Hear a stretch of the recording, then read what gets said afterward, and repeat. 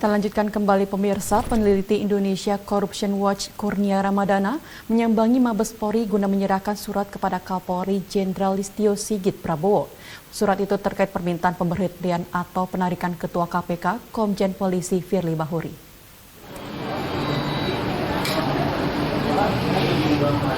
Ini liputan apa ini? Liputan apa ini? Ini Pak dari ICW. Hah? Dari ICW.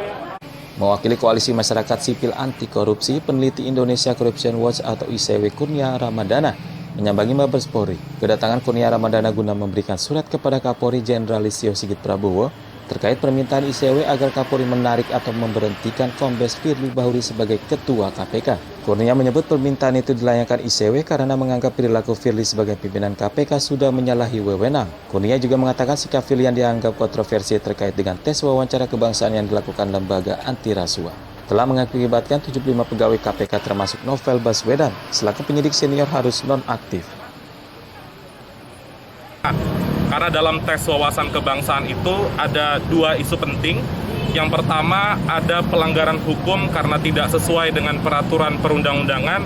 Yang kedua ada indikasi pembangkangan dari perintah presiden.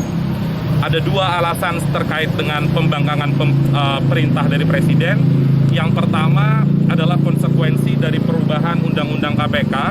KPK masuk dalam rumpun kekuasaan eksekutif sehingga dalam konteks administrasi mestinya tunduk pada perintah presiden. Kurnia Ramadana menilai Firly Bahuri telah membangkang terhadap Presiden Jokowi karena tidak mengindahkan perintah kepala negara. Hingga saat ini Firly belum melakukan pembatalan terhadap penonaktifan 75 pegawai KPK.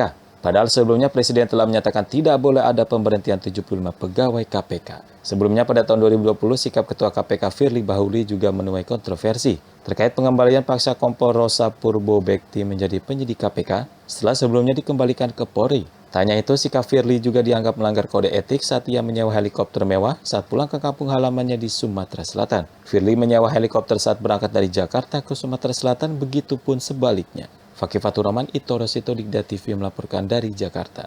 Dari teknisnya itu melalui Propam, silakan Pak Kapolri meneruskan.